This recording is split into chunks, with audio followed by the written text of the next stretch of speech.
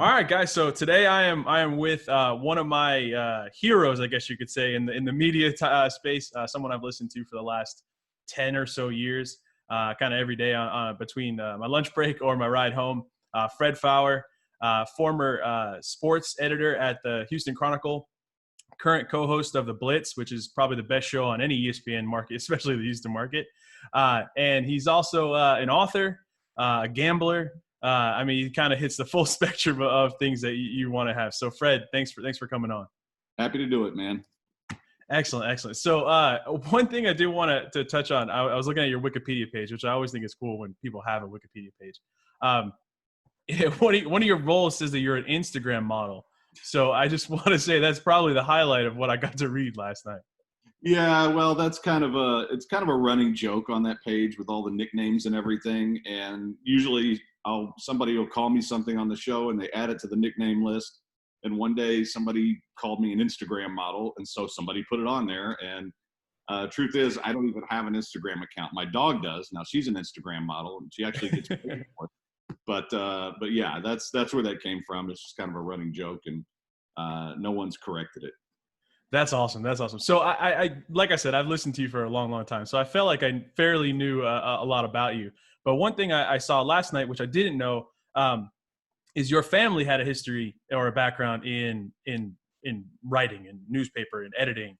So I didn't know your dad was also part of the Chronicle. I didn't know that was kind of a line for you to get in there. So that was really cool to read. So how was that like growing up with someone, with parents that, one, were correct the way they wrote, and you couldn't get away with there, but also just growing up around that industry? Well, it was my dad was one of the greatest human beings that ever lived, and it was probably the coolest thing in my life getting to work with him for several years at the Chronicle. He was an editor there. My mom was the first female sports editor in Texas, and it's kind of interesting because, like, everybody talks about Anita Martini being the first woman to get into a locker room back in the day. Well, my mom was right there with her and never really got credit for that. But so I kind of grew up in that environment, and growing up in Lamarck, basically your options are drug dealer or work in the refineries.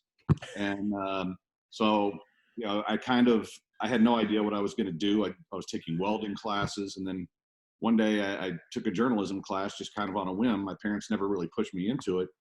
And my first article wound up winning a UIL award. And so I'm like, okay, maybe I should do this. And so I started, actually my first job in journalism, I was 16 years old covering high school football for the Galveston News. And from there, I started working part-time at the Chronicle on weekends with my dad. And when I got out of college, they hired me on the spot, and that's kind of how it started. So I sort of was following in his footsteps, and it was kind of fun. The last couple of years he worked there, I was his boss. But that was also, one of the reasons why I wanted to be sports editor is it was a job he always wanted, and he always got passed over for it, and he deserved it. He was fantastic.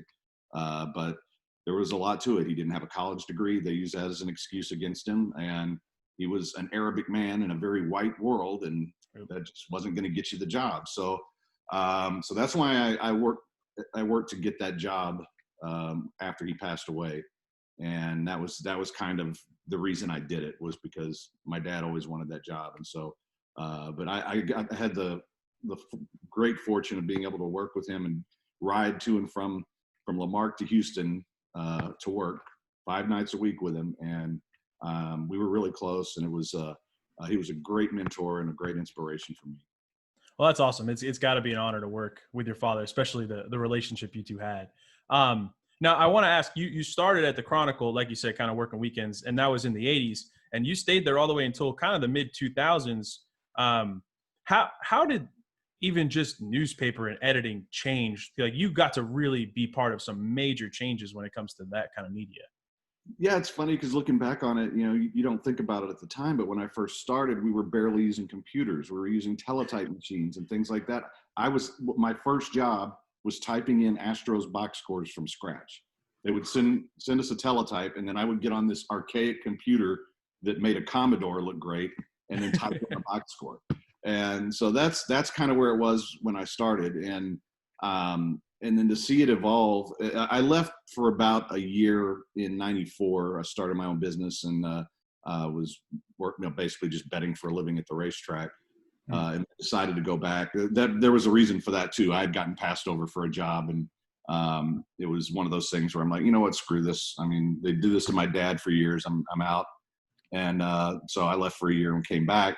And right then is when the internet was just getting started. And I remember one of our employees, when my first night back, I walk in and he's on the internet and he's got a picture of a woman having sex with a donkey. And I'm like, this is what we're doing. What the hell? But it was kind of interesting because I'd been offered a job by the Houston Post the same day, and the Chronicle offered me a job. And I was going back and forth, and I actually called my dad and said, hey, what do you think I should do? And he goes, take the Chronicle job. Don't even think twice about it.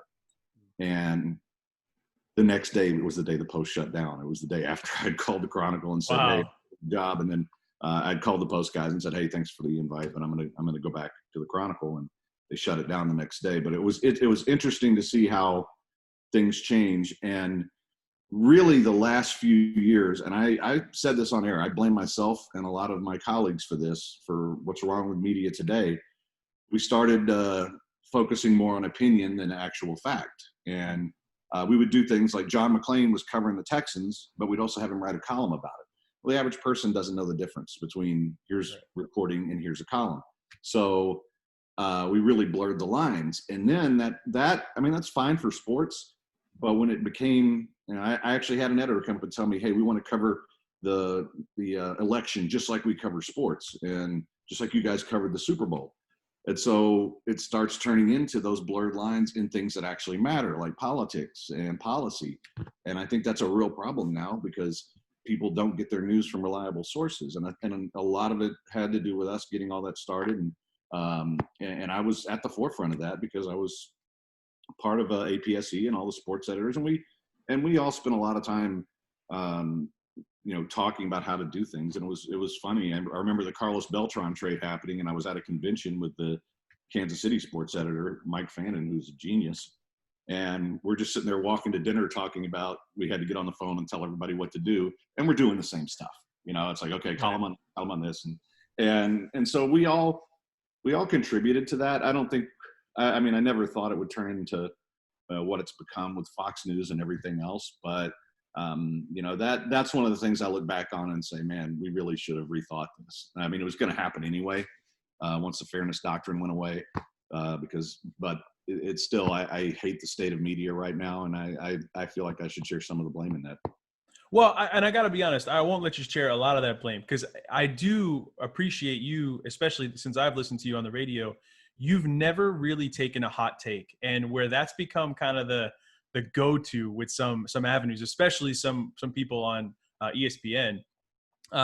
Even you frustrated me sometimes when I've listened, where I'm like, Fred, I want to know your opinion. Like you and AJ are the guy I went to for most of these sports opinions, but you've always stuck to the fact that, well, let me look it up, let me do my research before I give you an opinion. And I think nowadays, especially, you're probably one of the 5 people that I can look at and say, well, at least I know he did his due diligence before he came out with the take. Well, it's not that I get what those guys are doing, and it makes them millions of dollars. And believe me, if that were my desire, then if I wanted to work at Fox Sports or ESPN National, and I had a chance to go to ESPN at one point, and it just wasn't for me, mainly because I knew I'd get suspended once a week, and it's just, and I don't like the idea of having to be fed topics and overproduced. But yeah, I do think you should. I mean, there's times where I have strong opinions on things, but I'm not going to force it. If I don't have a strong opinion, then, I'm going to try to give as many sides as possible and let people make up their own minds. Right. No, and yeah, it's always been one of the reasons I've been drawn to your show and listening to you.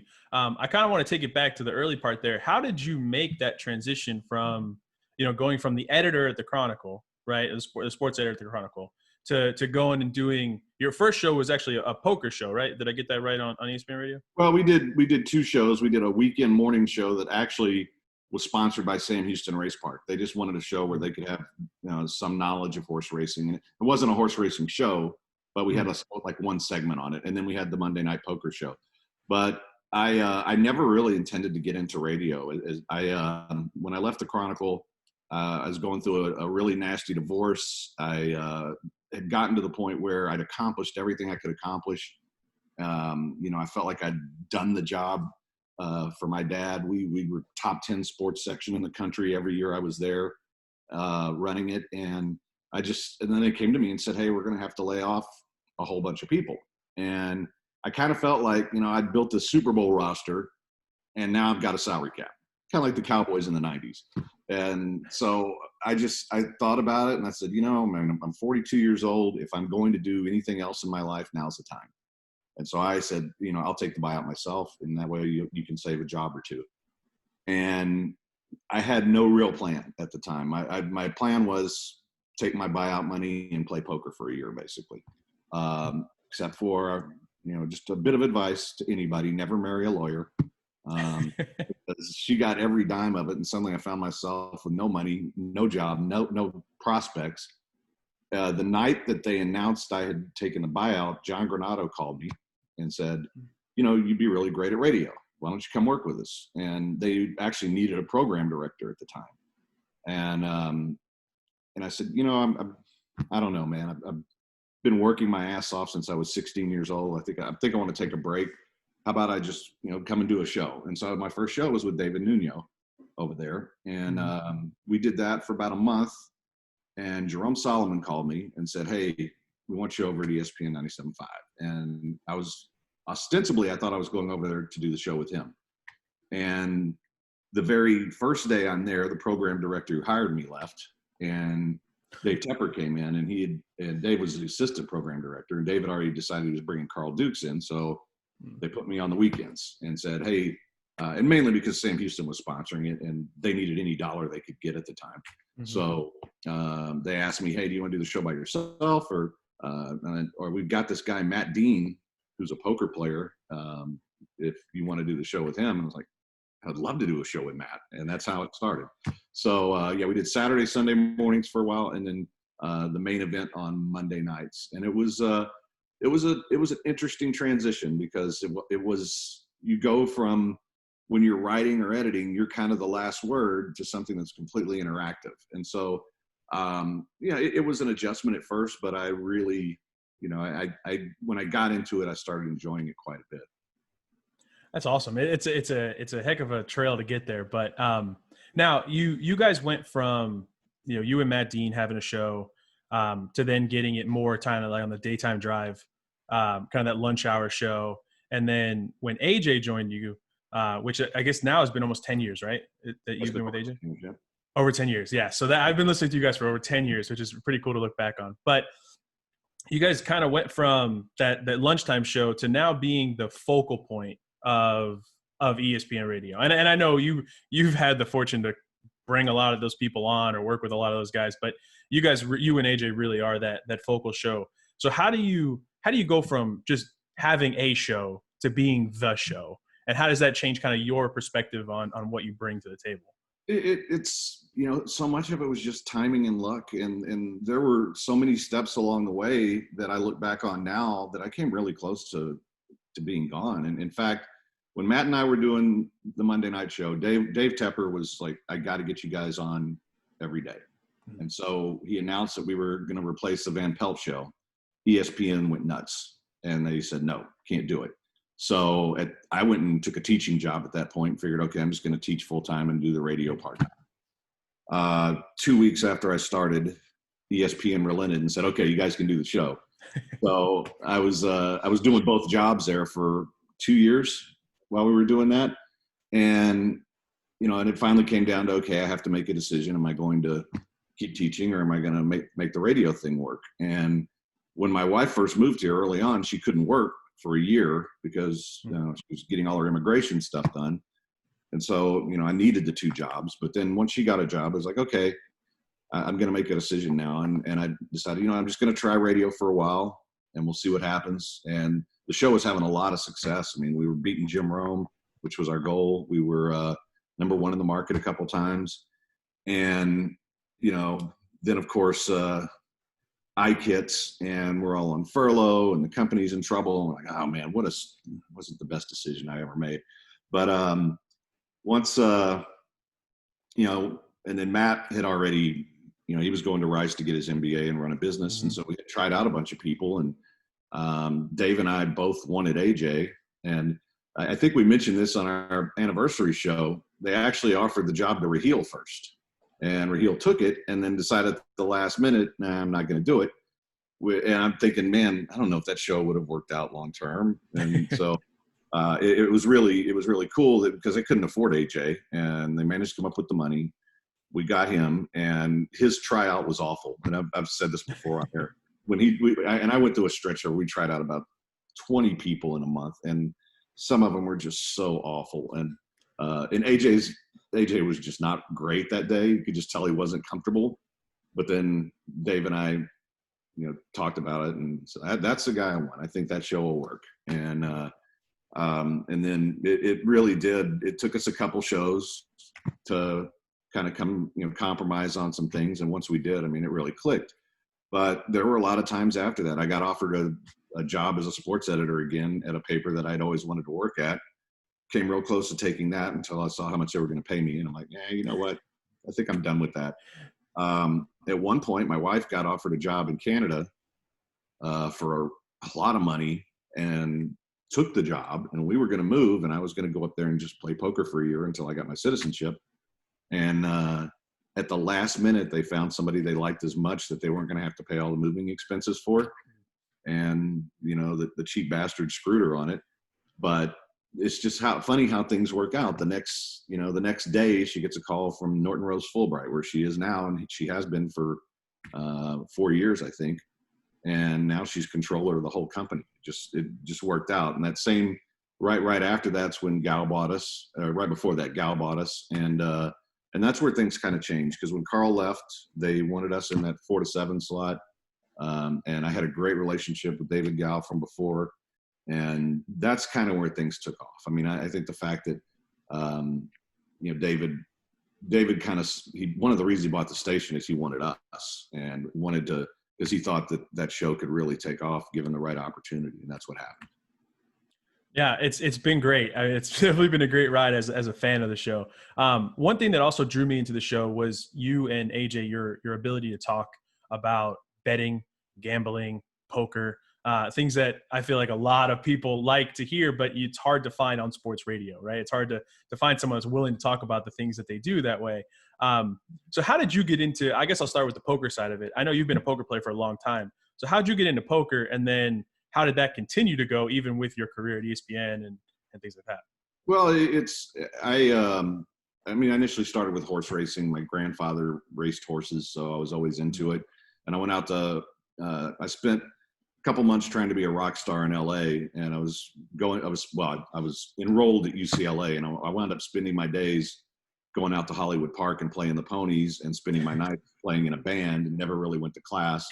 And after a few weeks of that, my dad said, "Get your ass home. We're not doing that." But I kind of fell back in love with horse racing at Hollywood Park, and it just so happened they had a card room. And okay. I made friends with a lot of guys out there who I'm still friends with today, the ones that are still alive, and learned so much about poker from them. My mentor was a guy named Jeff Sotman, who unfortunately passed away a few years ago. Best poker player I've ever seen. And he would cash in any tournament he played. He didn't always win, but he made a nice living. And, he gave me so many great tips for when I'd go play series events and things like that. It's just like, here's what you do. And just laid it out for me. And I learned a ton from him. And then it really got more serious in '94 when Sam Houston Race Park opened. And I was, at the time, said I was betting for a living pretty much. Amarillo Slim was running games out of the suites. 7-card stud, which I still to this day love playing and can never get a game going. But he was also a terrible human being and a cheater. But it gave me an opportunity to get back into it. So when the internet craze happened, it was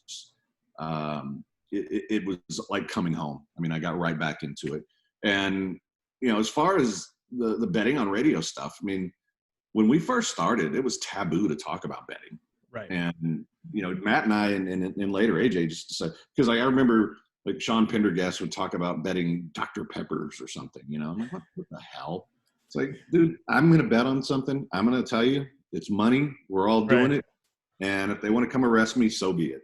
And so the show's always had that angle to it because of that. It's like, look, we've always been about, let's just be honest. And yeah, if I'm betting $1,000 on a game, or if I'm betting $200 on a horse race, I'm going to tell you I'm betting dollars.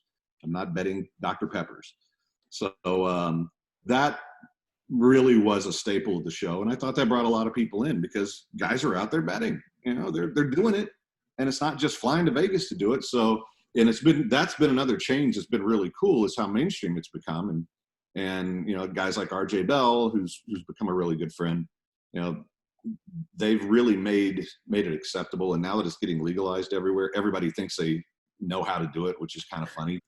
It's like trying to listen to guys who parachute in on a big MMA card and talking about MMA. It's like, yeah, right. Meanwhile, AJ's seen every one of these guys fight.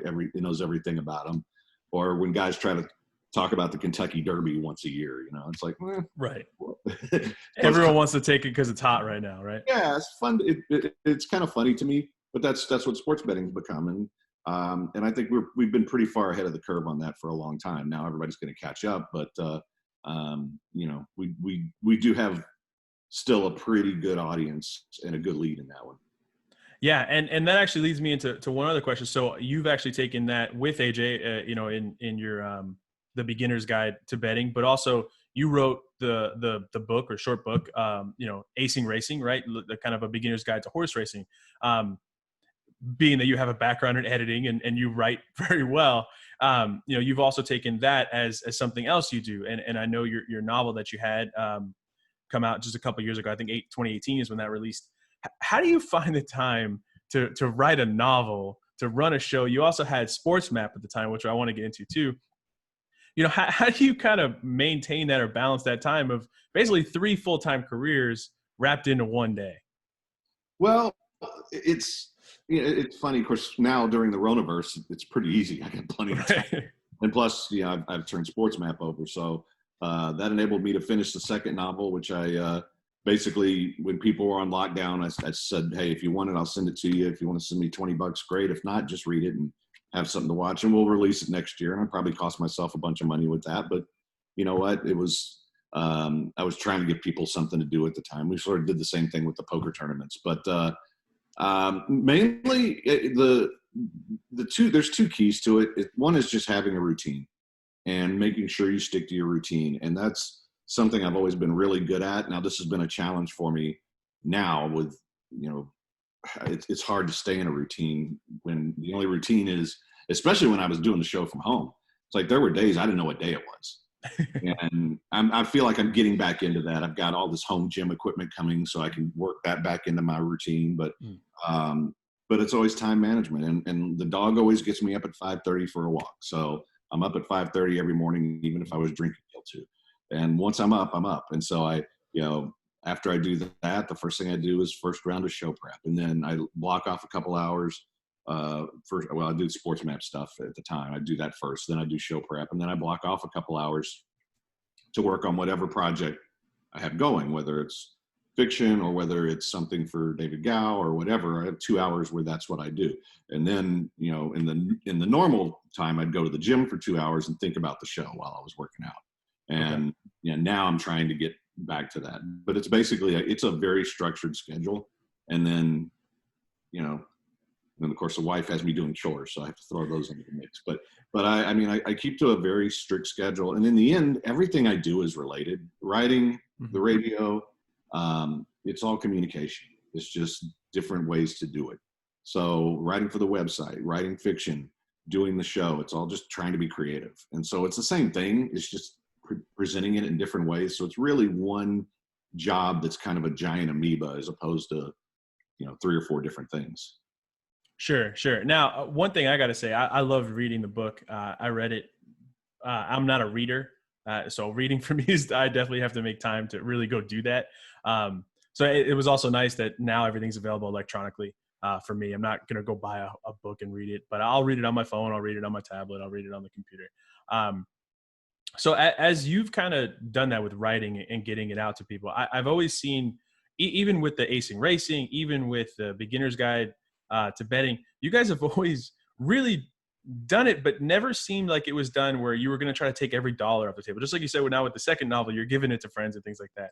I think that kind of relationship that you've built with your clients, your listeners, your audience has gone a long way. And is that something you learned, maybe from your father or is that just something you've kind of developed over time? I think it's something I've kind of developed. It's, and for better or worse, and this has been a negative for me, I really don't care about money. I never have. There have been times when I've been flat broke. There was a time when I lived in my car for a week. And I never worried about it. It's just not that important to me. For me, stuff like the novel and things like that, there's still a part of me that likes to be a teacher. And that's what AJ and I did with the audiobook. That's kind of what I did with Acing Racing. That came because we were doing those appearances at Sam Houston. And every time it's like, hey, I've never been here. What do I do? And I'd walk people through it. I realized, you know what? Why don't I just write a book? And that way I could say, here, read this. And so I did that. But there's part of that. But yeah, I'm not trying to squeeze every dime out of things that I can. And I'm kind of fortunate now because the wife's are rich. So I mean, we do well. I don't, there's nothing I don't have that I want. So, I'm not doing it to get rich. I mean, I make a good enough living that, and I'm still terrible with money because I just don't care about it. And that's right. Why it's a good thing I'm married to an accountant. But it is, I do things like that more just as creative outlets, and in some cases to teach. I would say the fiction is the one that, I just want to entertain, just like doing the show. I just want to entertain people. And it's really fun. Well, I did a couple of Zoom things during the break where one of them was just, hey, let's talk about the novel and the sequel. And so many people who want to write had questions about, why did you do this? And why did you do this with this character? And I found that so rewarding to be able to say, because not that I do it all right, there's some things that, I probably would do differently, but just talking about how, especially at the end of Jesus, everybody's like, where the hell did Boudreaux come from? That scene was horrible. But there's no way that Lewis would kill himself unless something happened so terrible he couldn't get over it. Right. So I came up with the worst thing I could. And because he was too much of a coward to just kill himself over Jesse. So that kind of stuff I love talking about, and it's, the process, and I guess it's still a little bit of the teacher in me. But fiction to me is about entertaining people, and our audience, I think, really gets into that stuff because so much of it are things we talk about. Because when you write, you should write things you know about. And so, I've got the sequel will be out next year. And as I was writing the sequel, I came up with a really good idea for a third book in the series that would conclude it. So that'll be next. And then I've got Land of the Living Skies, which I wrote as a short story, is going to be the next one. And then after that, I'm going to start working on a series of detective novels based in Houston that will have the Edo murders and the Montrose murders and stuff like that. Because I'm a big fan of stuff like Luther and Bosch, guys like that. So I kind of want a badass alcoholic gambling detective who solves cases by talking to his Dalmatian while he's stoned.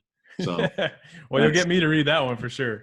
So that's kind of where I'm going with that. But but that's probably 3 years down the road. But I've already started. Yeah, I've already started outlining some things, and I've written a couple of chapters on that already. Just because sometimes I wake up in the middle of the night and I have this idea, and rather than just take notes, man, I'll just start writing it. So like I have the first chapter of the first novel already written on that, and where a girl's stumbling home from truck yard late one night and can't find her car and gets murdered. So that's what that's already done and started. But I mean, that's a few years down the road. But all those things, I just like telling stories that I think will entertain people. And it really just comes down to storytelling, whether it's the show or whether it's that.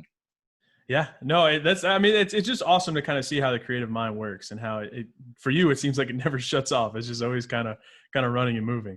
Oh, it does. And really, it's funny because I've now that I'm not running Sports Map, I'm still writing 2 columns a week, and I really hit a wall there for a while, and it maybe because I was just so ridiculously productive for a stretch there, finishing the second novel and everything. But it's like, man, I'm having a hard time coming up with topics, and it was starting to affect the show a little bit, which is why I took a few days off. It's not that I needed time off from the show. It's just I kind of needed time to get through whatever this creative wall was. And, and that happens sometimes. It just, you just like, okay, I've got nothing. And, but I've worked through it, and it's, the show usually is fine, because even if I'm not being as creative as always, AJ's always got something. And it's one thing I like about it. If I'm not 100%, he picks it up. If he's not 100%, I pick it up. But yeah, I do hit walls, man. And it's frustrating, and it's hard to get out of, because you just get where you're not motivated to do anything because you can't think of anything interesting. And I just went through that pretty heavily. Well, yeah. And I want to say what I've always been attracted to on your show is I feel like if you just talk about sports all the time, I feel like that's very easy to hit a wall, right? If you just talk about maybe one topic, but one thing you have always done really well on your show, and I know you guys like to call it sports and stuff, right? But you've always done a really good job of balancing, where some episodes are 80, 90% other things besides sports. And I think you guys set yourself up really well during this whole COVID pandemic process, because you weren't just reliant on having to talk about the box score. So is that always the plan, to kind of just be not necessarily randomness, because I've heard from both you and AJ and Barry and some others from the show, from the network, of how much prep goes into a show, but just, was that always the plan of saying, look, we're going to be a sports show, we're on sports radio, but we're going to have a heavy impact of other things? I think it sort of developed when Matt and I were doing the show at noon, because I was there doing updates in the morning, and I would hear Mike and I'd hear Colin, and it was just sports. And anybody who's listening all day, and those guys are great. I mean, I'm not in any way, and that's one of the reasons why I could never work at ESPN. I just could not do sports all the time. We thought, hey, let's just give them something different. We'll hit the sports topics as they're important, but people have been hearing it for hours. They're going to hear it after us. And it just kind of evolved that way. And AJ had the same mindset when he came in, which is one of the reasons I was so excited about having him there. He can talk about stuff other than sports. And I did that network show for 2 years, and it was fun for a while, but when all it is sports all the time, to me, that's just not interesting. You're just not that interesting of a person if that's all you do. And yeah, we were set up pretty well for no sports to have a pretty, because but I actually had more fun yesterday when there was sports all day long. There was Astros to talk about, there were Rockets to talk about, and we maybe spent 2 minutes on that. And the rest of it was just, music or whatever came up. And I think that's, to me, most people are interested in more things than just sports. And during football season, the shows are, they're going to be 80%. And football is God, and we know that. But, like right now, people are interested in the Astros, but they're not, I don't know if it was the whole scandal or what, but it's not what it was. The Rockets never really moved the needle. So most, like we had Ed Orgeron on the other day. That was pretty cool. And that was, that got me stoked for college football, which probably isn't going to happen. But for the most part, and I'll have plenty of sports stuff on my prep, but we tend to do the show organically. We take it where it takes us. And, if we've got interesting stuff going on in our lives, we do that. But I also think, because we have such good ties with the beer community and the music community and stuff like that, it's just so easy to get into things that people find interesting, and they know they'll get to sports at some point. We got 3 hours. If we're going to break down, the Astros getting their ass kicked, or we'll get to it. And most people who listen get that. Yeah, no, it's what's drawn me to the show. And you mentioned something just now, talking about, you got to talk to Edo yesterday, and now leading into the college football season. I think the NBA has done a really good job with the bubble and keeping things going. And I think they'll get through their playoffs and their championships. I think they will. I think hockey's actually done a really good job up in Canada of doing kind of the same thing in 2 locations. I really find it hard that any football, both NFL or NCAA, are going to be able to keep kids out or keep adults out of contact with you. Do you think we're going to have full seasons in both of those sports? I can't see it unless there's a vaccine in the next month that gets distributed. I just don't. I think it'll start. It's going to be like baseball did. It's going to start. Then you're going to get a couple teams, and because there's so many more, especially college football, I just can't see it happening. I hope I'm wrong, man, because I football I love. I mean, I've talked about this before. I know baseball. I was in the baseball writers forever. I like baseball. I like basketball, but I don't love them. I love football and I love hockey and so I want football back, not just from a betting perspective, but I love to watch the games. I love to analyze the games. I love to rip Bill O'Brien. I mean, it's just fun for me. But I have my doubts. And I think if the NFL could do a bubble kind of thing, and I've suggested this on air a couple times, put the NFC in one place, and there's enough stadiums in places like Dallas and Houston. You could put the NFC in Dallas, you put the AFC in Houston, you get rid of the interconference games, you do a 12-game schedule. If you get halfway through it and things are lightening up, you can say, you know what, we're going to play those interconference games at the end of the year in home stadiums. If not, we're going to have a 12-game schedule. You just have to be flexible. There's enough stadiums, there's enough hotels, and Lance Zierlein shot me down on it. Well, you have to have weight rooms for NFL quality weight rooms. Like, well, last I heard, they invented these things called trucks. These teams could bring their own weight rooms with them, and there's they need meeting rooms. Well, I don't think anybody's using the George R. Brown right now. I mean, I think there's ways to do it if they really wanted to. And if you just say, okay, players, you stay in the hotel, you take the bus to practice, you go back to the hotel, we're going to do a bubble thing in your hotel, each team, I think you could pull it off. But doing it the way they're going to do it, I'm hopeful, and I'm not worried about the players getting it because, those guys are in shape. They're going to recover. Most athletes have nothing to worry about. But, what if Andy Reid gets it, or anybody on the coaching staff? I mean, and those are the things that really concern me because, older coaches who aren't in the best shape.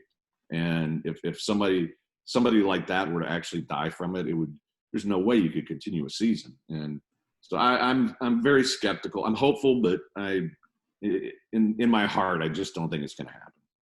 Right. Yeah, I'm kind of in the same boat. I mean, football is where I'm hoping they do figure it out. I could really care less if baseball shut down right now, or like I said, basketball and hockey I think are pretty set because they have done a good job. Now, you being a big hockey fan, has that affected you with not having fans or anything like that? Has that affected your viewing on it, or is it just happy to have hockey back? No, not at all, man. The last few days have been awesome with the all-day hockey, man. I'm just like starting right at 11 a.m. I'm watching until I go in the office. I come home at night and I watch the late games. And I compared it on the show to the first week of the NCAA tournament, where it's just one game after another. Now that's not going to last, but no, I've enjoyed it, and it's hockey, like football. Like I'm a fan. I mean, I love the Maple Leafs. That's my team. But there's a lot of other just players and teams I enjoy watching that I get a lot out of. And the same thing with football. It's like I root for the Texans, but man, I love watching the Chiefs play. I love watching Lamar Jackson last year and things like that. So, but I've seen nothing different. I think they've done a really good job with hockey and NBA. I mean, the NBA games have been pretty cool. Now, we'll see how long that lasts especially the NBA, when those guys are stuck there for a month. I wonder how many of them are going to pull a Lou Williams, But at least with hockey, you're going to have some teams eliminated right off the bat here, so it may not be as big a deal. But no, I loved it, and it's actually funny how I became a hockey fan. My dad covered the original Arrows when Gordie Howe played for them, and I was out there one day at practice.